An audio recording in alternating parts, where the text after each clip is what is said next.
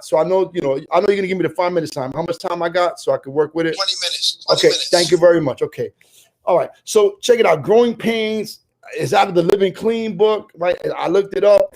It's one of my favorite, parts of the Living Clean book.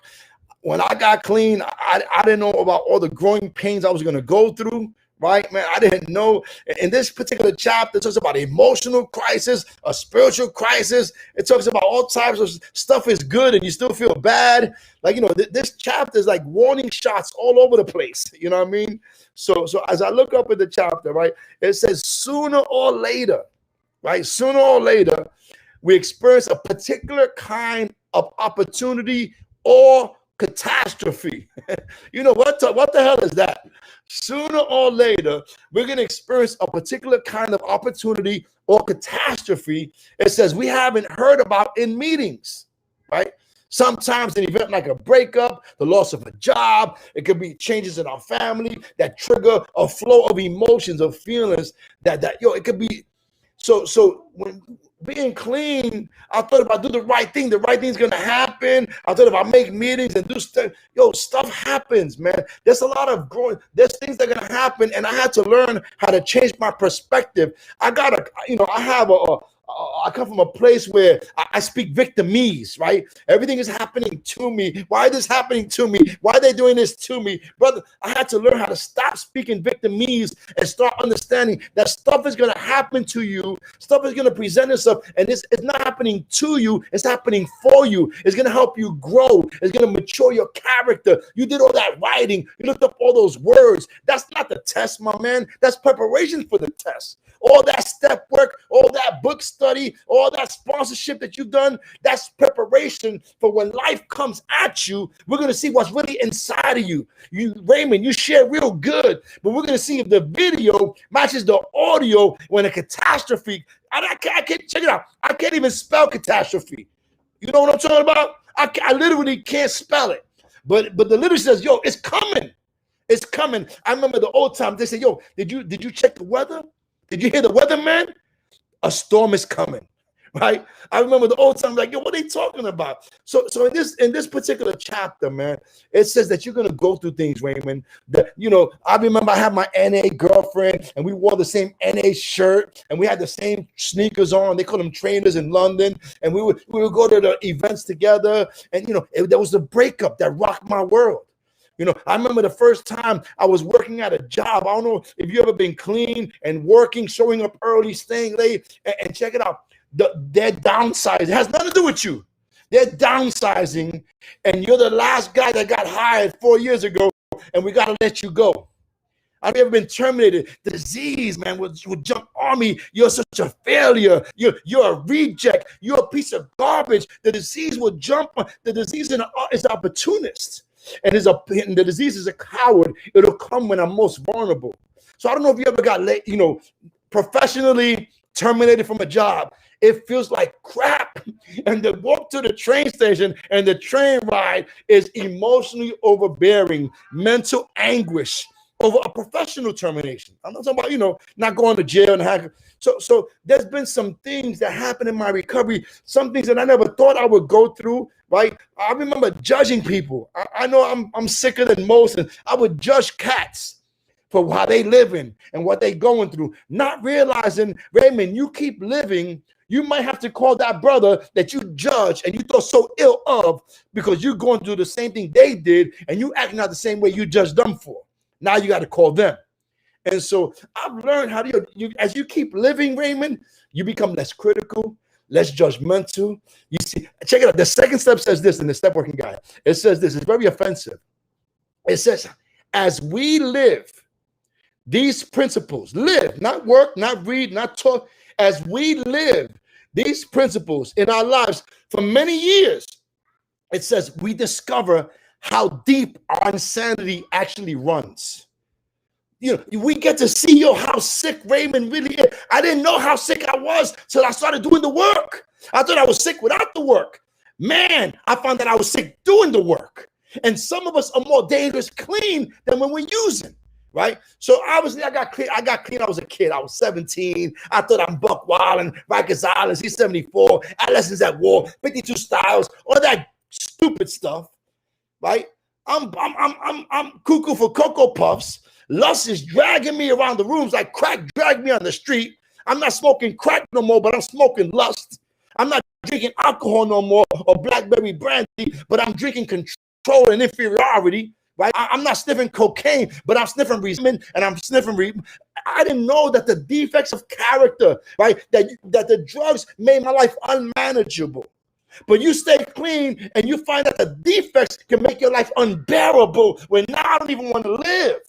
And so I became suicidal in this process of narcotics. Now, I come from, if it ain't rough, it ain't right. I'd rather be carried by 6 than judged by 12. Snitches get all this crazy punk talk. But when real life happens, we'll see the real you is going to show up. Quoting the book ain't going to have it.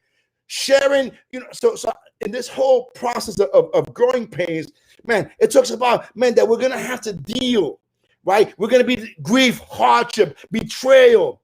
It talks about, it's kind of trying to prepare us. It says in that, check it out, there's physical changes, right? I don't know if anybody seen me when I first got clean, right? I don't know if there's anybody here, but I think Mario might be part of this group if I'm not mistaken. I think I used to have long, pretty black hair. Hello? I used to have long, pretty. I would have been down with Menudo if I could sing. If any of y'all know who Menudo is, right? Talking about physical changes. I went bald. I had to learn how to not use and lose and go bald. Physical changes. I know there's women here, so I won't talk about other, but I'm talking about as your body changes, as you gain weight, as you can't function like you used to function. You can't turn on the light and turn off the light when you want to no more. I mean, it talks about physical changes up in this chapter and how to mature physically and go through life seasons without acting a fool, without trying to overcompensate for just life happening, baby boy. I'm not 17 no more. I'm 47, and I abuse this body of mine. You understand? And so it talks about physical changes. Then it talks about, check it out, eventually, you know what eventually, the root word of eventually is an event. Something is going to happen. Eventually, it says, all of us come to an emotional crisis in recovery. Check it out. Eventually, all of us come, the literature says, third paragraph, to an emotional crisis in recovery. All right. We start wondering if recovery will last, or we had just gotten a brief reprieve and we're about to go crazy again. Anybody ever been there? Where you clean and you got a new car and you bought the fur coat and you got the Rolex and you got to go and you feel like you're gonna lose your mind? I've been there. You understand? And having to go through the emotions and the thoughts. And I don't know if you know what to be suffering in silence in the rooms of Narcotics Anonymous, sharing clean, living dirty, not sharing because you don't want nobody to know. I'm talking about, man, the disease putting you in a headlock and tightening that grip. And so, I've been able to go through some things in Narcotics Anonymous. I've been in this process, relationships, jobs. I bought a house, lost a house. I've been, Beaver from California, he used to say, yo, check it out. You can catch, but can you hold? You can get a girl, can you keep a girl? You can get a house, can you keep a house? You can get a new car. And there was things that I had to learn in this process that had nothing to do with drugs. It had to do with old ideas and old behaviors. I didn't listen very well when they said, yo, check it out, young blood. Old ideas are never going to open new doors. If you keep doing what you always did, don't be surprised when you keep getting what you always got. If you want something new, you got to do something new. If you want something different, you got to do something different. I heard it, but I wasn't listening. And there's a difference. I don't know if you know, but the word listen and the word silent are spelled with the same words. And it's a form of meditation to listen to a cat that got more experience, that been around a little bit, that got some scars I don't even know about, that's battle tested. Say, yo, my man is trying to share some hope with me. And so in this chapter of Growing Pains, I only got 20 minutes. It gets deeper, man. It says we deal with our addiction, but some of our underlying issues remain untouched. You hear it? It says we deal with our addiction, but some of our underlying issues remain untouched. I don't know what your underlying issues are, but let me give you some nice ones for me. I'm a Puerto Rican born in Brooklyn, New York. You know what that makes me? A New Yorican, right? I didn't know that I had New Yorican issues.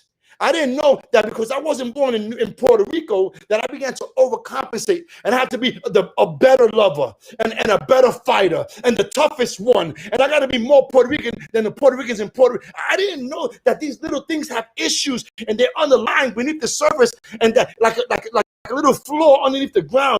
The right situation takes place, and the literature says that we can revert back to our worst character defects. Our worst character defects. I got these flaws. We all got these flaws inside of us, and it's like an earthquake. The right situation and scenario take place, and I have an earthquake and a volcano going on inside of me, and I will burn this house down. I got this disease that doesn't go nowhere just because I got 30 years clean, or I got, I'm down with the Navy SEALs of NA, or my home group is, the disease laughs at all that. It says real clearly that we deal with the disease of addiction, but some of our underlying issues remain untouched, right?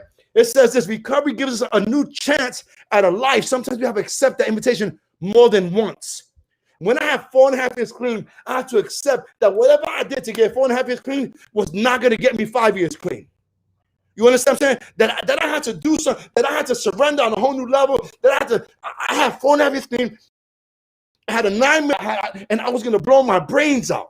The disease said, don't use, but eat a bullet, man. Don't use, but eat a bullet.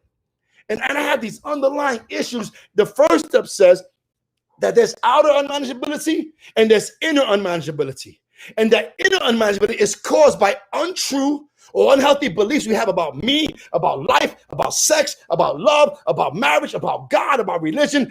That I got these untrue and unhealthy beliefs, and they cause inner unmanageability. And if they go undressed, they will cause outer unmanageability. I will sabotage a perfectly good relationship. I will hurt the guys that are loving me and caring. I will blow this. I got my issues got issues, and I'm not even aware of it. And it says, NA, this program gives me an opportunity to accept the invitation to live life, and I got to be willing to accept it again and again and again. Whatever level of recovery I think I'm at, there's an invitation to go to a whole new level. That if I want to be a better man, I got to hang around better men. If I want to be a spiritual man, I got to get around spiritual men. That I got to get, birds of a feather flock together. If I hang around 5 bozos, I'll be the 6th clown. If I hang around 5 millionaires, I'll be the 6th millionaire. Second step hit. You understand what I'm trying to say to you? That who? All right, so I got to move on. It says this, right? It says, it talks about a spiritual crisis, and I think I'll plant my flag here, all right? It says this: a new kind of surrender is necessary if we are to stay clean and keep growing. A new kind of surrender is necessary if I'm going to stay clean and keep growing. It says spiritual growth can be bewildering, frightening, and very lonely. Some of us give up on the process at this crucial point when there's nothing left to do but blame. Check it out. I gotta be willing to surrender. I gotta be willing to keep on keeping on. I gotta show up to the meeting. It doesn't matter how I feel. It doesn't matter that I broke up with my girl. It doesn't matter that they towed my car away. It doesn't matter that I had to pawn and sell my fur coat. I gotta keep showing up. Melvin C., God bless him. Melvin C., he said, listen, if they tow your car, if they foreclose your house, if you lose everything, but you don't use, you got just enough to start all over again.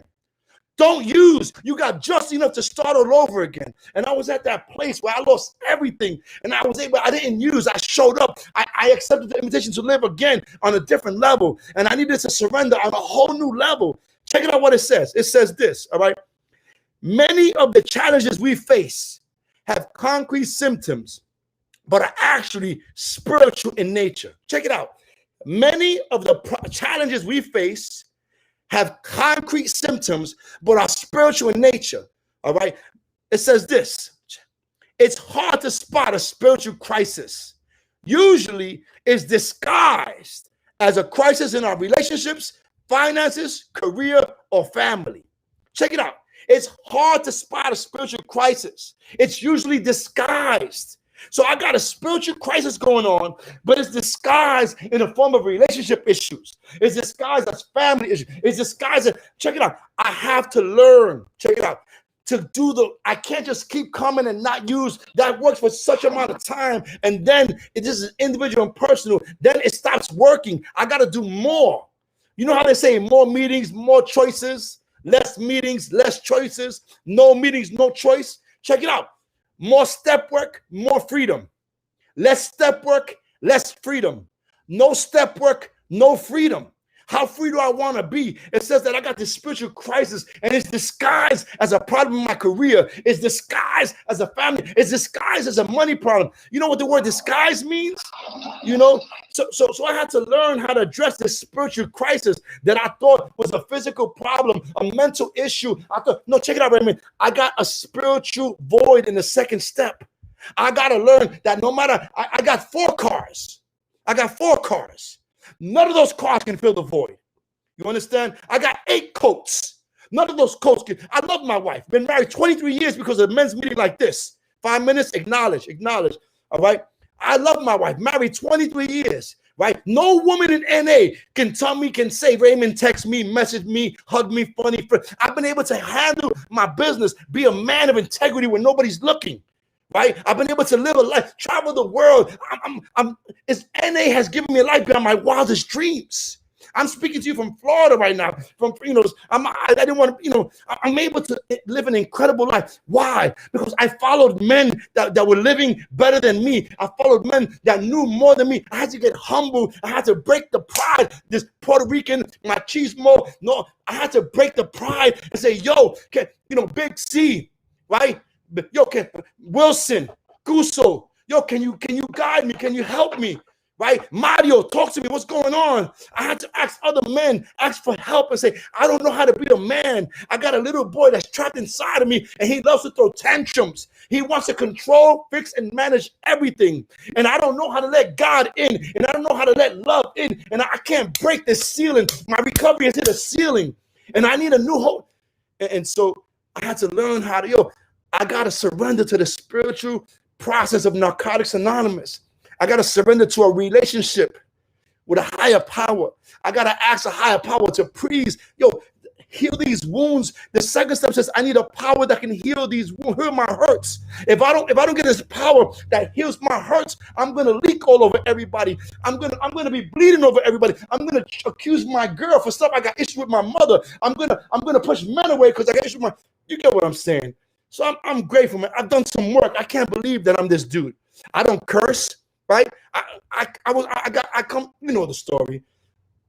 I cannot believe that you guys have done such an incredible job with somebody like me. When I came to NA, and I'll shut up with this, I was 17 years old.